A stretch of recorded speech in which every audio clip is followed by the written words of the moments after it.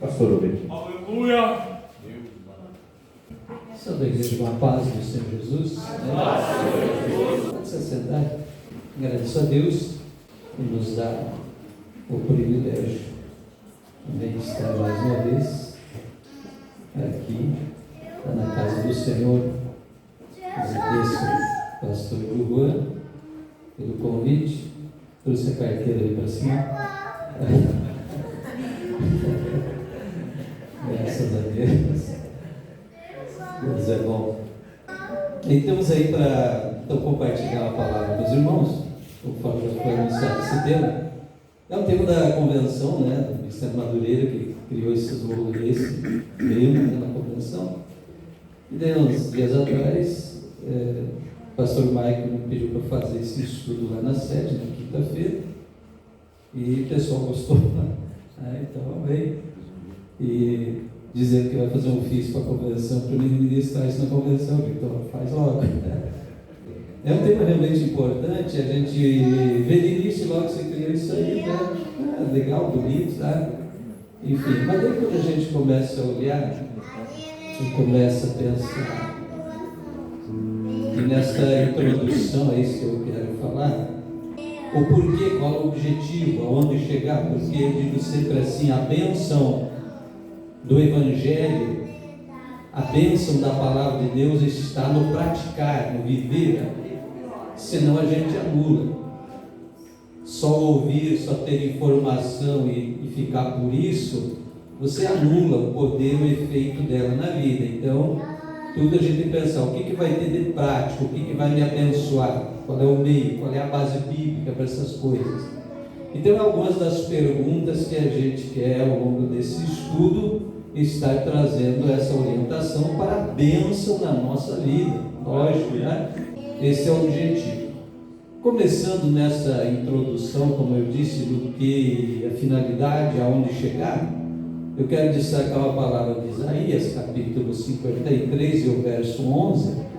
Então, Isaías 53, 11, ele disse uma profecia a respeito de Jesus. Ele disse assim: ele verá o fruto do trabalho da sua alma e ficará satisfeito. Verá o fruto do trabalho da sua alma e ficará satisfeito. Olha, essa é a verdade que todo trabalhador deseja. Embora iniciando aqui, eu digo que tem a ver com o tema. Se você manter na sua cabeça esse tema, unidade, hierarquia e disciplina, vai entender o objetivo disso aqui, aonde vamos chegar, tá certo? Então, ficar satisfeito com o resultado do seu trabalho, isso é o que todo trabalhador deseja, todo trabalhador espera. Todos nós queremos bons e grandes resultados, né? Satisfatórios, é isso, né? Então, para isso ser possível, alcançar bons resultados e resultados satisfatórios, em termos das recompensas, alguma coisa é necessário: ser intenso, ser efetivo, ser capacitado, ser hábil. E aí, é claro, tem umas coisas que dependem da gente: buscar, crescer, conhecer, confiar 100% no Espírito Santo, que é quem dá o dom, que é quem capacita, quem dá graça. São coisas necessárias para que a gente tenha resultados, falando de obra de Deus, né?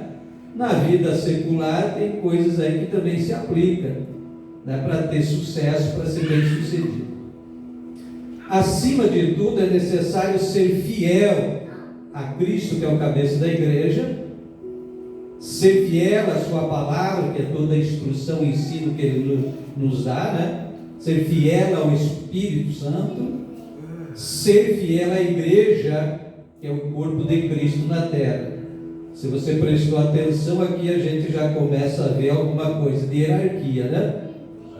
Deus, né? Pai, Espírito Santo, Jesus Cristo, né? E vai vindo aí, igreja. Vem uma hierarquia do céu à terra. Então é necessário ser fiel em todos esses níveis para que se tenha vitória e sucesso. Como disse ele de Cristo, viu o fruto do trabalho da sua alma e ficou satisfeito. Esse é o modelo para nós. Todos nós trabalhamos esperando isso, né? Todos nós almejamos, afinal, né, ouvir do nosso mestre naquele dia aquela palavra de Mateus 25, 21. E o seu senhor lhe disse: bem está, servo bom e fiel, sobre o pouco foste fiel, sobre o muito te colocarei, entra no gozo do teu senhor. Então todos trabalhamos com o objetivo. Qual o objetivo? Fazer uma obra bem feita, bem sucedida e receber por ela. É verdade, ninguém trabalha de graça, ninguém trabalha sem esperar resultados, sem esperar recompensa. E isso é a verdade na obra, tá certo? Na obra do Senhor também, a verdade é justo. Por exemplo, Mateus 19, 27 a 29, o apóstolo Pedro, nessa preocupação, ele perguntou, ele disse assim: eis que nós deixamos tudo e te seguimos, o que receberemos? Você já não pensou nisso? Eu dedico tanto tempo na obra de Deus, o que eu ganho? O que eu recebo? Então Pedro fez essa pergunta, e Jesus lhe disse: em verdade eu vos digo, que vós que me seguistes, quando na regeneração o Filho do Homem se assentar no trono de sua glória, também vos assentareis sobre 12 tronos, para julgar as 12 tribos de Israel. Como eles eram judeus, os primeiros discípulos, os 12 apóstolos, têm essa promessa. Mas aí no verso 29 ele diz: e todo aquele que tiver deixado casa, ou irmão, ou irmã, ou pai, ou mãe, ou mulher, ou filho, ou terras, ou seja, bens materiais, né? Que tiver deixado tudo isso por amor do meu nome, receberá 100 vezes tanto e herdará a vida eterna. Então veja a recompensa. Claro que aqui também não é um número exato, aqui dá uma ideia de muito, infinito. Não é que está limitando em 100 vezes. A ideia que passa o contexto é o seguinte: ele vai te retribuir, te recompensar muitas e muitas vezes mais do que aquilo que você deixa, o que você emprega. E por fim, a vida eterna. Então isso é a recompensa do trabalhador, e foi isso que Jesus, o Isaías profetizou a respeito de Jesus no primeiro versículo que lemos. Então o galardão ele tem a ver primeiro com a qualidade do nosso trabalho, depois com a quantidade. Então antes a preocupação é a qualidade, tá certo? Apocalipse 22, Jesus disse: eis que cedo vem, e o meu galardão está comigo para dar a cada um segundo a sua obra. E em 1 Coríntios capítulo 3 tem aquela questão do julgamento das obras. Obras de ouro, de prata, pedras preciosas, ou madeira, palha e feno. 3 que passam na prova serão aprovados, e 3 que serão consumidos no fogo do juízo e não terão galardão. Então isso depende da qualidade da nossa obra. Não é porque nós estamos fazendo muito que vale a pena. Então se preocupa primeiro com a qualidade, para depois com quantidade. Então às vezes muita atividade não significa que ele vai ter um galardão, né? Quando a gente fala dessa questão, as pessoas pensam, esse julgamento é julgamento de obra, certo? Mas a própria palavra diz: o tal é salvo, mas a obra dele foi reprovada, não vai ter galardão. Um trabalhador que se arrebentou trabalhando não vai ter prêmio, não vai receber pagamento. É a palavra que diz, né? Então vai entender esse julgamento. Aí aparece engraçado, diz: mas nem que seja para varrer o chão do céu, eu quero estar lá, né? Sei lá se vai ter isso no céu. Mas é as coisas que as pessoas dizem, né? Mas o certo é que o trabalhador trabalha nessa expectativa de ser recompensado. 2 Timóteo 2, versos 5 e 6, o apóstolo Paulo, falando a Timóteo, diz: e se um homem também luta pela vitória, não é coroado se não lutar legalmente.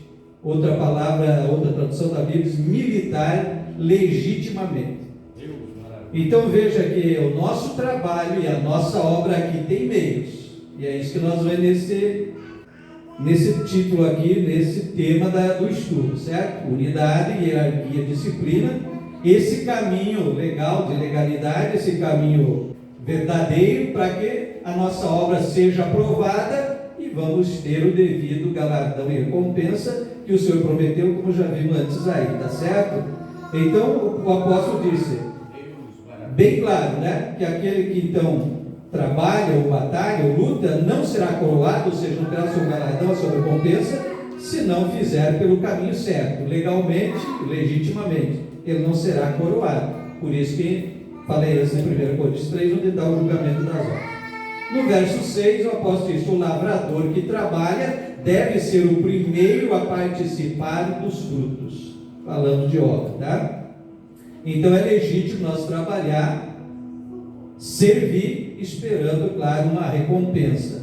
Lembrando de uma outra palavra que eu tenho falado também, ensinado, que nós temos 3 níveis, vamos dizer assim, 3 maneiras de relacionamento com Deus. A primeira deve ser a de filho, João capítulo 1, verso 12, todos quanto receberam, Deus o poder de serem feitos filhos de Deus, tá certo? Então primeiro nós temos que ser filho, depois nós temos que ser servo. Estamos vendo aqui, servo legítimo, que faz a obra e terá a sua recompensa. Mas depois nós temos que ser amigos de Deus. Chegou o momento que Deus disse para os seus discípulos: já não vos chamo mais de servo, mas de amigo. Por quê? Porque tudo que eu recebi do Pai, eu vos falei. E o servo muitas vezes não sabe o que o seu Senhor faz. Então quando você, como Abraão foi chamado de amigo de Deus, e o Senhor disse: ocultaria eu alguma coisa a Abraão? Então o amigo de Deus é aquele que alcança as revelações mais íntimas do coração de Deus. E foi isso que Jesus disse: já não vos chamo de servo, mas de amigo, porque o servo não sabe o que o seu Senhor faz, mas para vocês eu tenho revelado tudo que o Pai me deu. Está entendendo? Então nós primeiro precisamos ser filhos, senão não temos direito a mais nada, certo? Mas como filhos têm direito às bênçãos, à herança, como servos têm direito então ao prêmio, à recompensa, certo? E como amigo você alcança as revelações do coração do Pai. São as coisas que nos levam a esse nível. Então o estudo deste tema visa nos conduzir ao caminho correto, legal, para sermos devidamente então coroados, abençoados, recompensados pelo trabalho. Tá? E isto é o que a nossa convenção também visa, né? Então, unidade, hierarquia e disciplina, nós precisamos primeiro ver um conceito de cada uma dessas palavras. Não sei se conseguiu entender que essa primeira parte dessa nossa introdução aqui é nós entender qual é o objetivo desse. Afinal, saber desse negócio por quê? Porque a gente que acha ruim quando se fala em hierarquia, em disciplina, obediência, outras coisas aí, porque todos nós temos a tendência a ter um espírito rebelde, né? E vamos ver esses detalhes para frente. Então, primeiramente, alguns conceitos, né? Então, este lema do nosso Ministério Madureira, busca harmonizar as relações entre ministros, obreiros e igreja, membros, enfim, harmonizar esses relacionamentos. Vocês já viram como existe conflito? Não aqui, né? Conflito de guias, conflito entre irmãos, conflito por causa de posição, de cargo, disso, daquilo. Eu sei de outros lugares aí que ficam brigando, lideranças, e um atacando o outro, e aquelas coisas, né? Enfim. Então esse lema da convenção, que se estende, claro, a todo o ministério, da nossa liderança, ela visa isso, né? Harmonizar essas relações, esse convívio, para ter a bênção e o sucesso desejado dentro da obra. Lembra do Salmo 133, né? Que onde há a união, o Senhor ordena a bênção. Então vê que o objetivo desse tema aqui é esse negócio aí. Então precisamos entender primeiramente uma definição de cada palavra dessa. Quando nós falamos em unidade, o que nós estamos falando? Se você for buscar na gramática, no dicionário, alguma coisa aí, você vai entender que unidade é aquela qualidade, aquele estado de ser ou ser único, indivisível. Dentro da matemática, lá no primórdio, né, a gente dizia assim, que o lembra quando os professores ensinavam para a gente, eu estava aprendendo, o número 1 é o menor número, é aquele que é indivisível. Hoje a gente sabe que tem as frações, né, depois vai aprofundando, mas daí a fração já não é inteiro, já não é mais uma unidade, é uma parte, um pedaço, né? Então o 1 é o menor, é o indivisível, é o inteiro. Então, quando nós falamos de unidade, está falando de integridade, de ser único. Aí você já começa a pensar na igreja, amém? Você começa a pensar na sua família. Vamos dar um toque nessas coisas também. Você começa a pensar em unidade, comunhão com Deus, ser um. Então essa é a qualidade, certo? Então aquela coisa única, impossível de ser dividida. Isso é a unidade, tá certo? Que não perde a sua característica. Quando nós vamos falar então de hierarquia, uma definiçãozinha também aí, é aquela organização fundada sobre uma ordem de prioridade entre os elementos de um conjunto, ou sobre relações de subordinação entre os membros de um grupo com graus sucessivos de poder, de situação e de responsabilidade. Então, quando nós falar em hierarquia, você vai pensar numa escadinha, um degrau, né, de autoridades. Por exemplo, lá chegou um momento que Moisés, em apuros lá no deserto, o sogro dele chegou e disse: Moisés, não é bom o que tu está fazendo. Escolhe homens para te ajudar a atender as necessidades do povo. Então ali já se criou uma hierarquia. Então diz: você pega alguns e põe, e os casos mais graves vêm para ti, porque eles puderem resolvem lá. Então já se formou uma escada de hierarquia, para nós entender o que é isso. Então alguém que tem maior autoridade, você vê isso dentro da igreja, né? Temos o pastor, o presidente, temos os vices, os encarregados de congregações, de departamentos, vai formando. E aí o que é essa hierarquia? É exatamente você saber a quem você se reporta, a quem você tem que prestar conta e a quem que você pode coordenar, dar alguma ordem, enfim, é entender a sequência dessas coisas. Mas quando nós falamos isso, às vezes assusta um pouco. A gente fala em poder e autoridade na questão da hierarquia, às vezes assusta um pouco. Por que isso? Porque toda a nossa natureza ela foi corrompida pelo pecado. Quando Deus criou essas coisas, vamos ver isso na origem, existia, claro, perfeição e harmonia, mas o pecado corrompeu. Então por isso a gente tem uma resistência tentando desobedecer ou se proteger, porque a corrupção trouxe aquilo que nós chamamos de abuso do poder, o abuso da autoridade. Então quando fala de hierarquia, que é alguém que tem poderes e tem, vamos usar melhor a palavra responsabilidade. Por quê? Porque nós pensamos muito em posições como se a gente estivesse na vitrine da coisa. E às vezes a pessoa não pensa na responsabilidade que está sobre os ombros. Tanto que na visão de Cristo que ele passou aos seus discípulos, a coisa é o inverso. Porque no natural a gente olha e vê o povo, vê os trabalhadores, e vai até o presidente lá em cima, quando a gente está lá em cima, e parece que todo mundo tem que servir. Jesus veio e virou a pirâmide como vértice para baixo e disse: ao contrário, no meu reino maior é o que está embaixo e que serve a todos. Então ele aguenta o peso da pirâmide toda em cima dele. Aleluia! Então quando nós pensamos em poder e hierarquia, tem poder, não pense em poder, pense em responsabilidade. É isso que Jesus passou no reino dele. Responsabilidade, é você estar numa posição mais alta de hierarquia, está sobre os seus ombros um peso de responsabilidade maior. Então se pensar na vaidade do poder, que eu disse que é o abuso, a corrupção de sentimentos e entendimento que o pecado trouxe, a pessoa então pensa em vaidade, como diz, tenho poder, estou na vitrine, estou em destaque, mas não pensa no peso da responsabilidade que isso vai trazer sobre os ombros dele, porque Jesus, como eu disse antes, virou isso de ponta cabeça, tá certo? Então o poder, na descrição, é a faculdade de forçar ou coagir alguém a fazer a sua vontade por causa da sua posição ou força, mesmo que a pessoa preferisse não fazer. Então é aquele abuso do poder. Você tem poder e força a pessoa a fazer, e a pessoa faz de má vontade. E eu costumo dizer uma coisa assim, a nossa experiência da região aqui, que todo mundo trabalha, a maioria, em fábricas, né? A maioria do nosso povo trabalha em fábricas. Então muitas vezes ele é obrigado a aguentar um chefe ruim, se submeter, né, a uma administração, mas lá por causa que ele precisa do salário. Então ele fica lá aguentando, sofrendo, porque ele precisa do salário.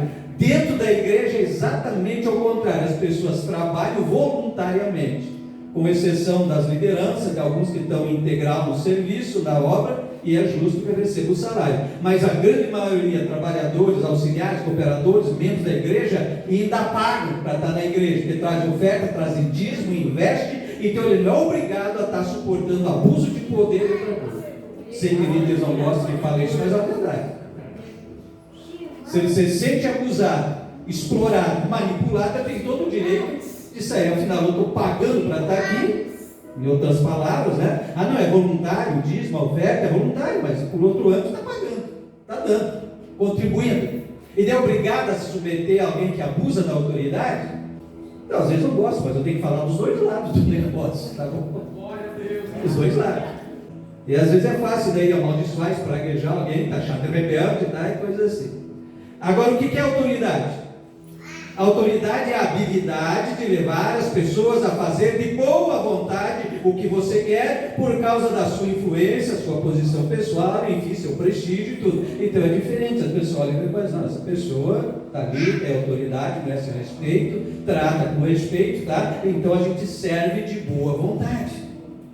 Em 2 Samuel, capítulo 23, tem uma palavra que eu acho que serve que encaixa nisso aqui. Se o rei Davi estava na caverna, na fortaleza, caverna de Adulão, os inimigos filisteus estavam acampados mais abaixo, em meio caminho, e Davi diz que dá um suspiro lá e diz, quem me dera tomar água da fonte que está na entrada das portas de Jerusalém. 3 soldados dos valentes dele saíram, romperam o caminho pelo meio do acampamento dos inimigos filisteus, foram lá na porta da cidade, no poço, tiraram a água e trouxeram para Davi. O rei olhou e disse, e aí eu tomar esta água, que poderia ter custado o sangue dos meus soldados, ele derramou em oferta a Deus. Aleluia. O que nós vemos aqui? Alguém que tinha poder, que tinha autoridade, mas não precisou dar uma ordem. Seus servos, seus soldados entenderam o desejo do coração do rei e disseram, nós vamos fazer, com risco de vida, mas foram e fizeram. Eu acho que isso demonstra o que é uma pessoa que tem autoridade, tem prestígio, ele não precisa abusar do poder. Lembra que lá no Retiro do pastor José usou aquela expressão que quando você precisar dizer quem manda aqui em casa sou eu, porque você não manda mais nada, né? Quem precisa dizer aqui eu sou o presidente é porque ninguém reconhece mais ele como presidente. O rei Davi não precisou, eu sou o rei, estou mandando, vai lá, você só disse, quem me dera beber da água lá da fonte. Os soldados saíram, foram lá e trouxeram água. Entende? Você está afinado com o coração do rei? Entende? Você está ajustado com o sentimento do coração do rei? Aleluia. Aí você faz de amor, faz de voluntário, não faz forçado, nem obrigado, porque isso não tem valor na obra de Deus. Então, a hierarquia, foi preciso explicar esses 2 pontos, poder e autoridade. E a terceira palavra ali é disciplina. Eu sei que o pastor Diego anunciou aqui para uma para cada terça, né? Mas é possível separar, vocês vão ver que eu vou estar ao mesmo tempo falando das 3, as bases bíblicas que eu tenho para frente, que são muitas. Você vai ver em bases bíblicas as 3 coisas no mesmo versículo, no mesmo texto, certo? Então vai ser meio difícil separar uma de cada vez, nós estamos vendo tudo meio em conjunto. Então aqui trouxemos a descrição das 3 palavras, a unidade, a hierarquia, dividida em poder e autoridade, entendendo isso, e a disciplina, a terceira palavra desse tema. O que é essa disciplina? Muita gente fala na igreja em disciplina quando vai punir alguém, né? Já fulano tem disciplina. Então essa palavra ela tem muitos sinônimos, certo? Se for olhar o dicionário, uma dezena ou 2 de sinônimos do que é disciplina. Nos estudos aí, escola, faculdade, também disciplina também se refere a uma matéria, né, Silva? Uma matéria se chama disciplina. Alguma coisa. Não. Mas na nossa visão, trazendo mais para a Bíblia, o que é disciplina? É obediência às regras, aos superiores, a regulamentos, é ordem, é regulamentação, é conduta, é assegurar o bem-estar dos indivíduos, no bom funcionamento de uma entidade, enfim. Então, traduzindo assim, explicando melhor, disciplina é você ter uma vida regrada, entende? Organizada, planejada, seguindo as leis estabelecidas, o regulamento e as coisas planejadas. Por quê? Porque daí tudo funciona melhor. Então, às vezes, quando falo dessas áreas, dessas coisas aqui, eu cito um exemplo que foi muito engraçado e ao mesmo tempo triste. Uma vez nós estávamos planejando um trabalho lá em Sapiranga, na igreja, e planejamos para sábado de manhã cedo, está lá a equipe para fazer um trabalho de construção, que ele estava aqui, tá? Umas reformas, arrumação, uma coisa assim. E eu, como sempre, o pastor o primeiro a chegar, dali a pouco chegou os irmãos, dali a pouco chegou o outro, que ia ser o encarregado da obra, né?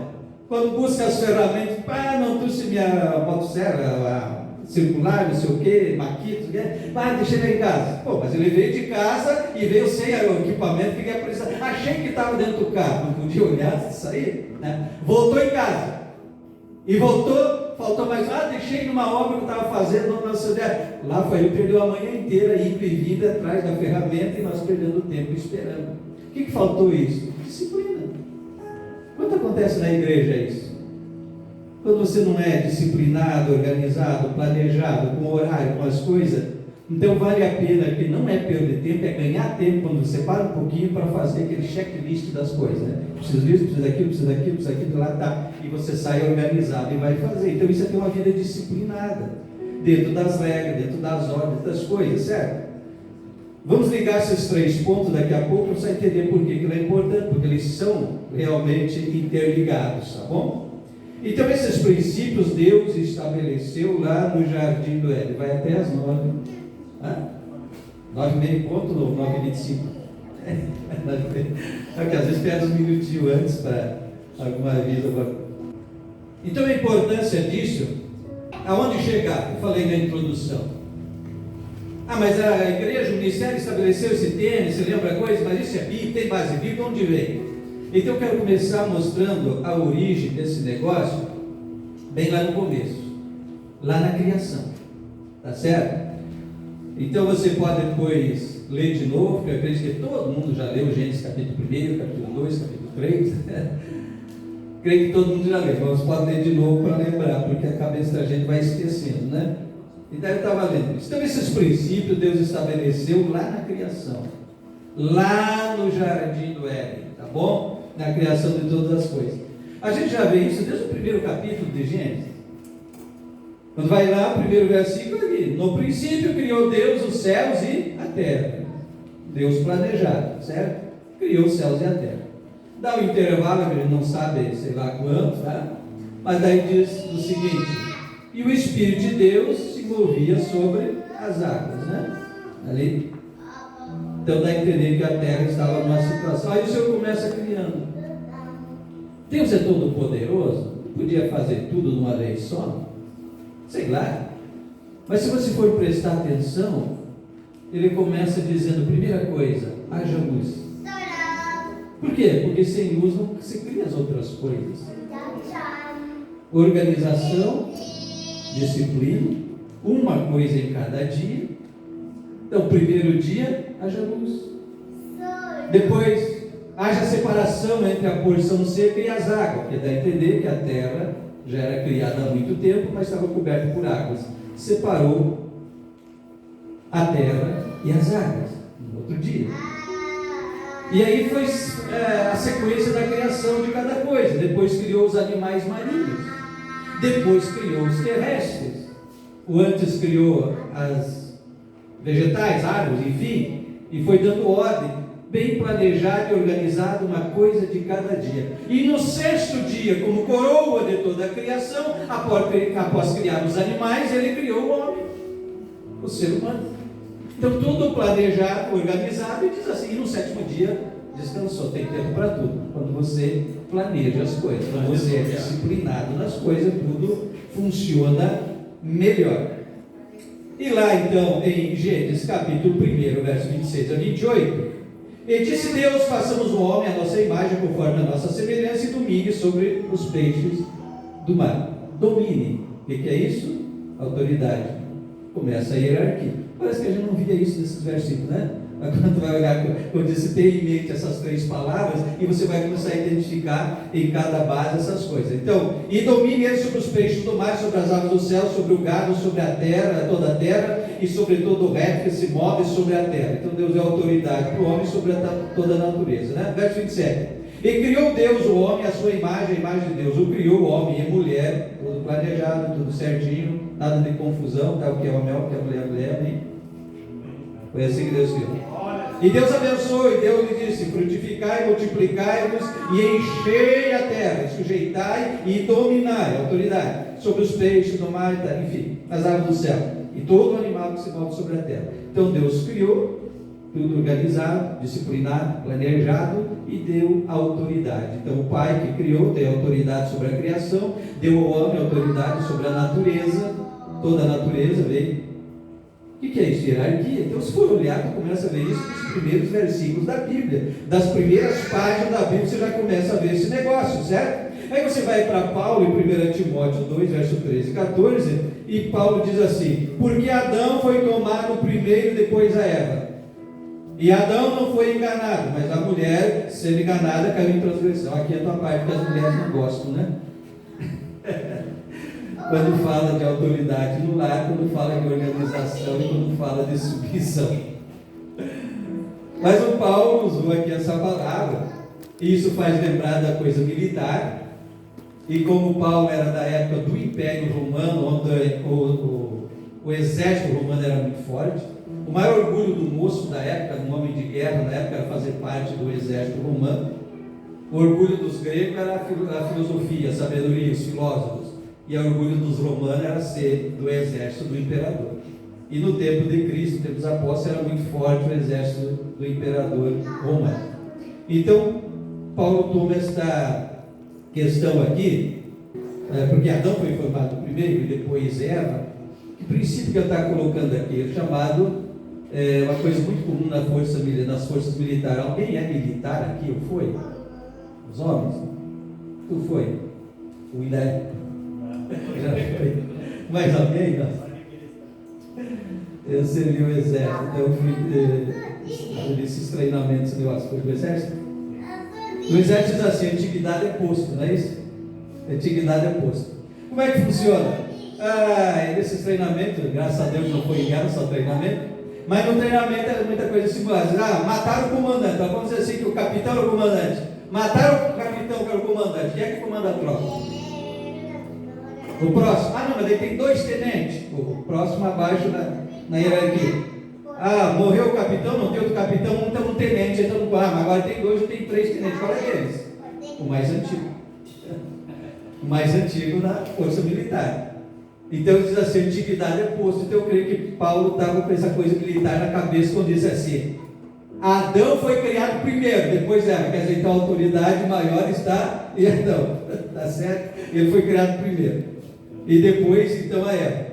E quem pegou foi a Eva, que enganou Adão.